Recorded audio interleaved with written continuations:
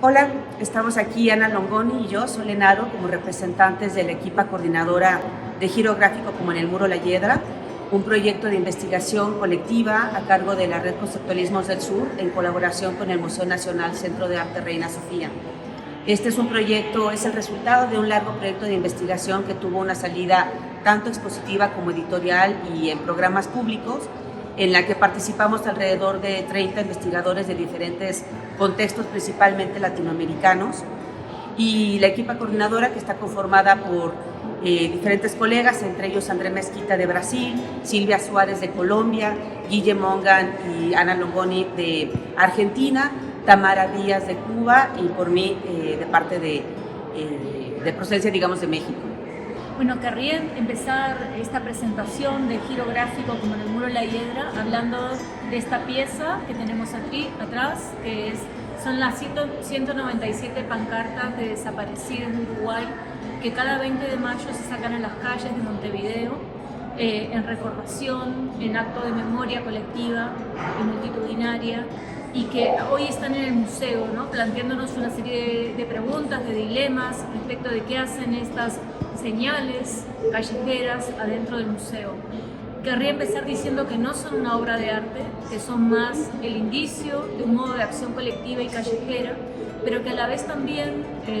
nos traen a colación el modo en que estas pancartas, en que estas señales callejeras se conservan en el Museo de la Memoria de Montevideo, cuando no están en uso callejero, ¿no? Y esto nos plantea también una bonita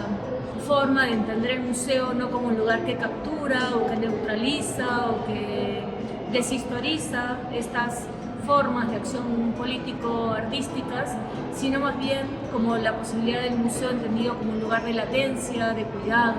de resguardo y de complicidad porosa con el afuera. Bien, estamos ante Resistencias Tipográficas. Es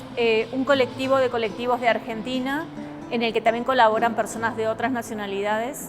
y es un muy buen ejemplo de cómo persisten ciertos modos de hacer de la gráfica, por ejemplo el uso de imprentas de tipos móviles, tecnologías que pueden parecer arcaicas o anacrónicas, ¿no? O fuera de uso, y que sin embargo tienen un uso muy prolífico y muy importante a nivel de continuidad, de enlaces, de modos de reverberación, de modos de hacer que vienen de hace mucho tiempo, ¿no? Es quizás un ejemplo muy potente de cómo entendemos la temporalidad en esta exposición. No se trata de dar un panorama exhaustivo de 50 años de gráfica en América Latina, sino más bien tomar algunos hilos, algunos casos del presente y ponerlos en diálogo, en relación a prácticas que vienen desde los años 60 para acá, ¿no? Por otro lado, Resistencias Tipográficas nuclea en su apropiación de los muros callejeros y también de los espacios museales, como en este caso, pone en común una serie de intervenciones que vienen de diferentes contextos precisos, situados, y que aquí conforman una suerte de collage poético a partir de esa reunión. Con el concepto arseñal,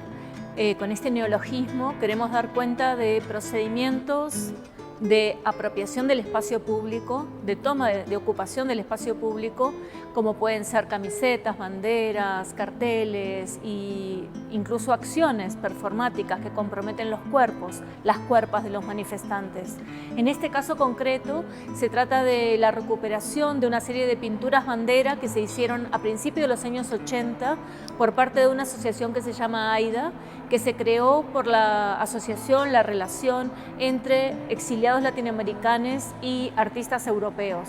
En este caso concreto se trata de pinturas bandera que se usaron en Ámsterdam en una acción para llamar la atención sobre los 100 artistas argentinos desaparecidos en la última dictadura militar. Habían quedado perdidas y fue gracias a esta investigación que lograron recuperarse muchas de estas pinturas bandera y que hoy están en un archivo público, el Archivo de Memoria Abierta en Buenos Aires. Catatay de Alfredo Márquez es justamente un dispositivo para un paradero de bus, de transporte público en Perú. Es un cartel que está en parte en quechua, en parte en español, y es un homenaje a esas personas invisibilizadas la mayor parte de ellas población quechua hablante de los Andes peruanos que fueron arrasadas por la violencia de Estado en los años 80 en el Perú. Bien, la Casita Zapantera es uno de los lugares más preciosos como lugar de encuentro, pero también lugar de cierta ritualidad. Bueno, se trata de una colaboración estrecha que impulsó Emory Douglas, ministro de Acción Gráfica de las Black Panthers, en colaboración estrecha con el zapatismo, con el movimiento zapatista, y que dio lugar a una serie de resultados, no solamente a esta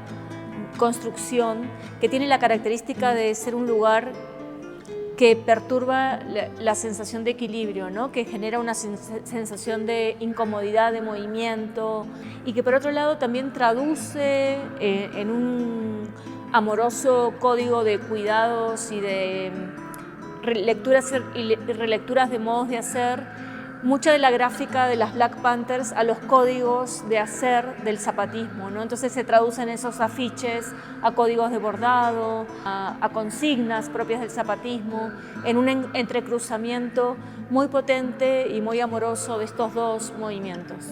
Esta zona de la exposición y de la investigación se nuclea en torno al concepto de gráficas en secreto, gráficas secretas, gráficas clandestinas, gráficas ocultas, ¿no? Básicamente en torno a las disidencias sexuales y a los feminismos, ¿no? Hay trabajos, documentos, fanzines, volantes hechos a mano del FLH, Frente de Liberación Homosexual, en diferentes partes del continente, trabajos del feminismo peruano denunciando la esterilización forzada de mujeres durante la dictadura de Fujimori,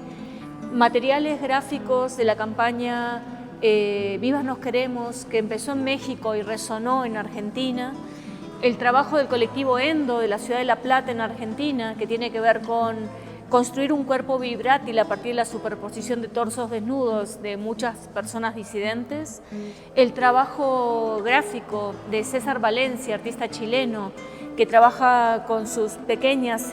serigrafías hechas sobre servilletas de pizzerías de la ciudad de Buenos Aires, denunciando en este proyecto que se llama Producción Gráfica Medicina Emocional, tanto a partir de tres dimensiones, ¿no? El cuerpo, la memoria y el territorio, las historias que tienen que ver con su condición de HIV positivo,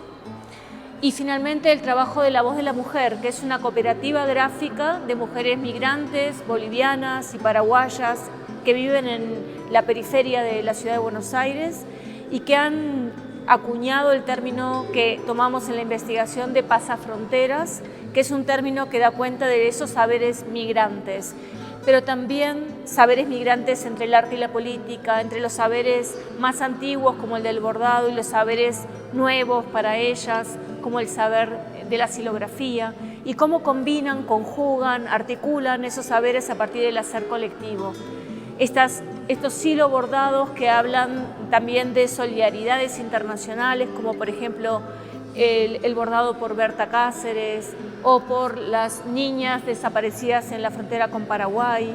entre otras, ¿no? Y también de la experiencia traumática de la pandemia. A lo largo de la investigación, nuestro compañero André Mezquita fue recuperando una serie de preguntas y de momentos que de alguna manera sintetizaban parte de la reflexión colectiva. Y él, gracias a su trabajo también largo en relación a cartografías, a mapeos colectivos, logró sintetizar de alguna manera la investigación en un diagrama que es muy importante para nosotros como una especie de brújula para acompañar y visitar la exposición o leer la publicación. Este diagrama sintetiza los diferentes núcleos que constituyen la exposición, que en esta itinerancia no están presentes todos, ¿no? Pero hay una selección de ellos, y también elaboran, digamos, o enlistan las diferentes participaciones individuales y colectivas. Uno de esos conceptos, uno de esos itinerarios que nosotros ofrecemos para la investigación es el concepto de demora. Nos interesaba mucho justo en el marco también de la pandemia, que estuvimos todavía afinando algunos detalles últimos, ¿no? Para la publicación y la exposición. Nos parecía que era muy importante también detenernos precisamente a pensar sobre el tiempo.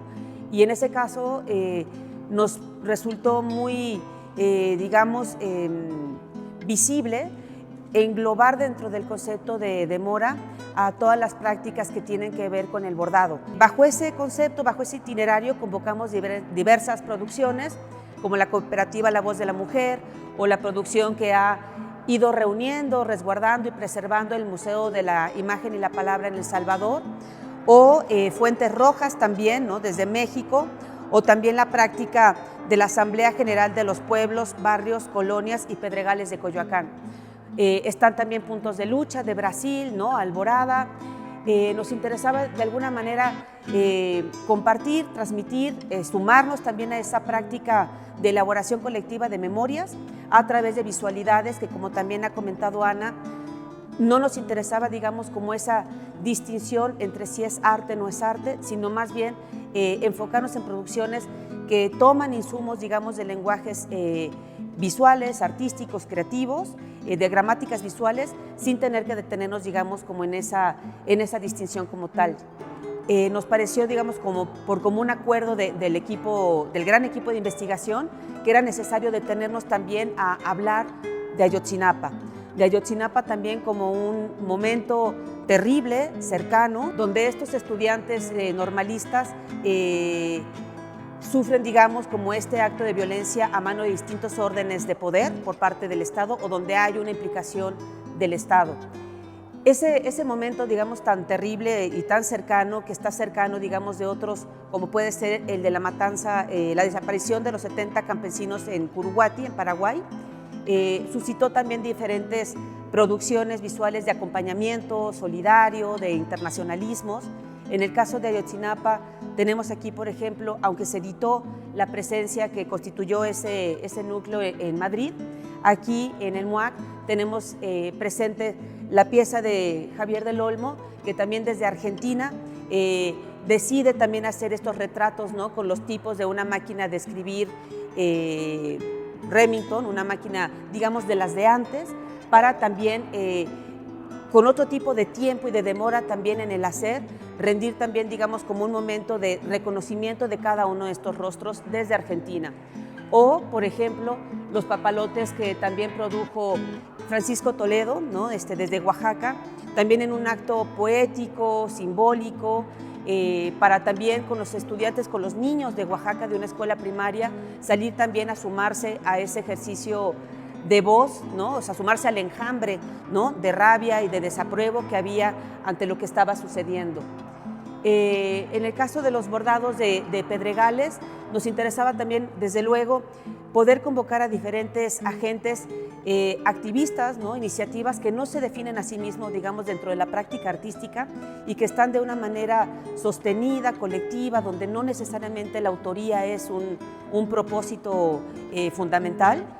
pero que se están sumando precisamente a esta elaboración y a este reconocimiento de acompañamiento, en este caso a los familiares de los estudiantes de Ayotzinapa. Aquí tenemos también una muy pequeña representación del conjunto tan grande de bordados que ha puesto en marcha una iniciativa muy longeva, que es la del colectivo Fuentes Rojas, Bordando por la Paz y la Memoria, una víctima, un pañuelo. Este colectivo desde el 2011 empezó a reunirse en espacios públicos, en plazas, para convocar a los transeúntes, a la gente, digamos, de a pie, a sumarse para bordar cada uno de los nombres que aparecían, digamos, en los medios públicos, en los medios nacionales, en periódicos, y diferenciar, digamos, con hilo verde los desaparecidos, con hilo rojo las víctimas, digamos, sobre todo vinculadas a la guerra contra el narcotráfico en su momento, y que lamentablemente ha continuado esta suerte, digamos, de memorial colectivo y anónimo, ha continuado hasta nuestros días acompañando, digamos, las diversas movilizaciones sociales. En la zona de Nicaragua, que es junto con Ayotzinapa una de las zonas focalizadas de la exposición, no tanto pensando en relaciones entre casos, sino haciendo un énfasis especial para ver en particular un contexto histórico donde ha habido una profusión de acción gráfica. En la zona de Nicaragua, digo, la compusimos como una suerte de línea del tiempo que arranca con la Revolución Sandinista en 1979 y termina en las manifestaciones que estallaron en torno al año 2018 y que la represión se cobró en ellas más de 300 víctimas. En los usos de esta gráfica, que fueron realmente muy persistentes, diría yo, en los modos de volver a ocupar las calles en los años de la emergencia revolucionaria a través de murales, de brigadas muralistas internacionales, de uso de gráfica, pero que con el correr de los años y el proceso, digamos, represivo que ha tenido la revolución en Nicaragua en manos del gobierno de Daniel Ortega, esos signos de acción gráfica hoy son parte de los modos de la oposición de llamar la atención sobre las condiciones de existencia en ese país. Como pueden ver en la exposición también hay una diversidad de materialidades presentes, desde luego gráfica, pero también tenemos murales portátiles, ¿no? De diferentes momentos, digamos, que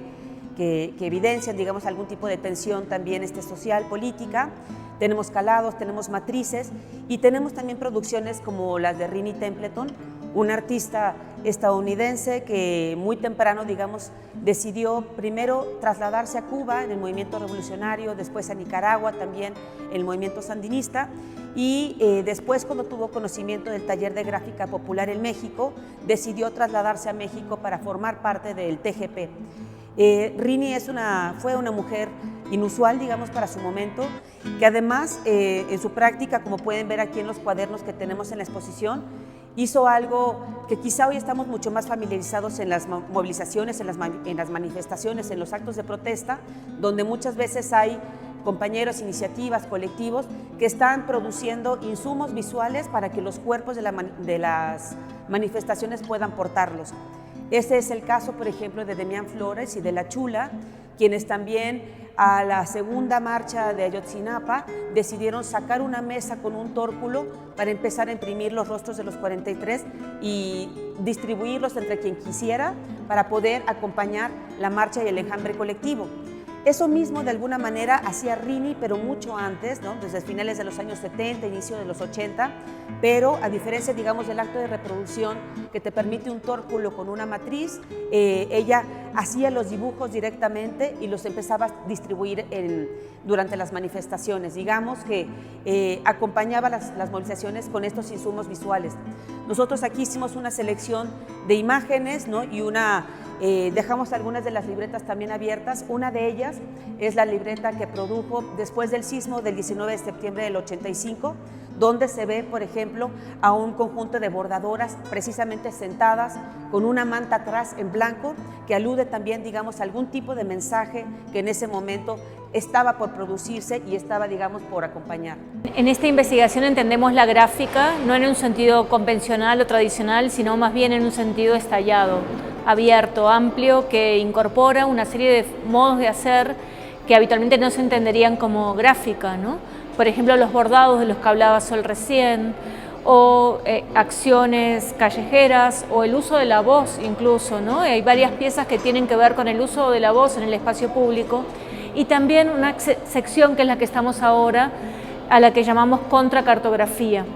Es una sección que tiene que ver con el uso del mapeo colectivo como una herramienta de visibilización de situaciones de diferentes escalas, ¿no? Y aquí se concentran trabajos del colectivo argentino Iconoclasistas, del colectivo Beehive, de Rogelio López Cuenca y Tupac Caput en Perú, en la ciudad de Lima, y también una contracartografía muy conocida y que se ha replicado en diferentes momentos y en diferentes contextos, y que nació en Argentina en torno a los 30 años del golpe de Estado de 1976, impulsada por el grupo de arte callejero que se llama Aquí viven genocidas, y que fue el modo de visibilizar de manera conjunta a través de esta cartografía los lugares a donde vivían y a donde trabajaban y a donde seguían estando en completa impunidad los responsables del genocidio de 30.000 personas durante la última dictadura militar. Hoy la gran mayoría de estos genocidas están presos. La Biblioteca Queer es, junto con el Ágora del Presente, uno de los espacios que llamamos contraespacios de la exposición, donde intentamos generar una suerte de habitáculo o de espacio donde sea posible otro modo de habitar una exposición, que no son los modos de contemplación tradicional o habitual. Particularmente en la Biblioteca Queer hemos logrado que sea un espacio liberado de la vigilancia, y es un espacio donde se pueden consultar, tocar, manipular, incorporar nuevos materiales, sobre todo fanzines, publicaciones precarias, y nos importa mucho esto como experiencia porque no es la típica vitrina que encapsula o captura un material imposibilitando su uso, sino que es mucho más afín o próximo a los modos habituales en los que circula la gráfica. Los niños es una instalación del año 2002 del colectivo cordobés Urbomaquia, que se ha venido instalando en diferentes espacios peatonales, en calles, en distintas ciudades de Argentina, y que alude, en medio del contexto neoliberal, a los excluidos del neoliberalismo, es decir, piensa a partir de la silueta de una niña de la calle, Marisol, que estaba allí la primera vez que se instaló esta suerte de superficie a escribir, estas siluetas que aluden al primer siluetazo, al modo de visibilizar a los desaparecidos de la dictadura argentina a través de la escala natural, y también alude a los que han quedado excluidos del sistema, que se podrían pensar como los nuevos desaparecidos, ¿no?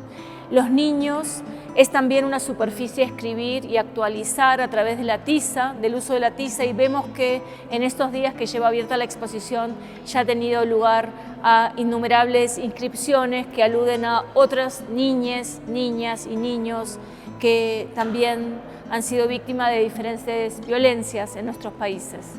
Durante todo el proceso de investigación, con todas las compañeras, nos hemos preguntado muchas veces por el tipo de tensiones que generan este tipo de proyectos, por qué hace un proyecto como este dentro de la institución museística, en diálogo o digamos en cercanía con aquello que denominamos arte contemporáneo. Para nosotros ha sido muy importante ser conscientes de esas preguntas, de esas tensiones y, digamos, enfrentar muy frontalmente, o sea, enfrentar, digamos, ese lugar de posibilidad, ¿no? Entender la institución como un lugar más de intervención y de posibilidad, digamos, de sangoletear a los espectadores, a nuestros públicos, los límites, digamos, de aquello que le corresponde o no a ciertos lugares, ¿no? O a ciertas prácticas. Ahí, por ejemplo, ha sido muy estimulante en el contexto de la investigación, por ejemplo, prácticas como la de Redetro, Sistema de Transporte Onírico, que es un colectivo que opera en España y en México, en Latinoamérica, o Gonzalo Castro Colimil, de Chile, que en ambos casos lo que han hecho también es intervenir la señalética pública para actualizarla con otro tipo de mensaje, en el caso de Gonzalo Colimil, en apoyo, digamos, a las comunidades mapuches, o en el caso, por ejemplo, de Redetro en México, por ejemplo, alterando los nombres del sistema del metro, ¿no? El sistema de transporte público, por ejemplo, cambiando la palabra patriotismo, la parada del metro patriotismo por matriotismo, en el contexto, digamos, de los nuevos movimientos feministas en el mundo. Y en esa dirección, por ejemplo, ha sido también muy relevante la práctica de restauradoras con glitter, un colectivo también muy amplio que también al calor, digamos, de los nuevos feminismos en México, politizan su práctica, ellas como restauradoras, como conservadoras del patrimonio, a quienes se les ha educado para defender, digamos, como el patrimonio y la intervención, digamos, cero sobre ese patrimonio, ¿no? O sea, cuando hay una de estas primeras movilizaciones de los nuevos feminismos en México antes de la pandemia y sale, digamos, como el enjambre a la calle y empieza a dejar una serie de intervenciones en el espacio público, se desata, como saben, una discusión muy amplia sobre qué toca hacer con ello, ¿no? Digamos, el Estado y mucha gente diciendo se tiene que borrar, el patrimonio no se toca. Y estas restauradoras a las que pronto se fue uniendo muchísima gente que no únicamente venía, digamos, del campo de la restauración, diciendo, digamos, respondiendo a ello con un hashtag, con dos hashtags muy relevantes, que es hashtag primero las mujeres, luego las paredes, o hashtag la vida también es patrimonio. Entonces también, digamos, como respuestas como las de ella, nos han sido también muy afines, digamos, para el tipo de proyectos que hacemos nosotros desde la institución, no desde un lugar, digamos, neutral, sino entendiendo que el museo también es una caja de resonancia y que también tiene que ser ocupado con K, como decíamos en la asamblea que tuvimos al día siguiente de la apertura, donde participaron muchísimos activistas, gente que interviene, digamos, en movimientos sociales y también productores que están presentes en la exposición. Aquí también en este espacio tenemos el audio también de Las Fieras Fierras, que también recupera, digamos, un audio popular, ¿no? De compra de materiales, digamos, en desuso, y que ya se apropien de esa canción, encuentran a la chica que dio voz originalmente a ese audio y transforman el audio diciendo no somos las mismas, ¿no? Y ese audio lo politizan completamente también para hablarle a otro tipo de generaciones. Creo que es muy importante para nosotros precisamente no neutralizar este tipo de producciones, sino intentar sumarnos, digamos, a la vida, a la potencia, a la vitalidad que deben seguir teniendo y que le debe seguir hablando también a otro tipo de sujetos, de cabezas y de agentes. Ahí, aunque ustedes pueden ver en la exposición, digamos, producciones de décadas anteriores que provienen de los años 60 o de los años 70, en general estamos mucho más volcados en tratar de acompañar el presente, por complejo, diverso que sea, sabiendo también que ese presente es muy difícil de asir, ¿no? Y se escapa constantemente. Para tratar, digamos, de paliar medianamente esa pregunta, esa incógnita, hay otro habitáculo de la exposición que se llama el Ágora del Presente, que son 3 pantallas, 3 monitores que recogen, ¿no?, en una suerte de collage visual, de imagen en movimiento, diferentes momentos de diferentes contextos. Por ejemplo,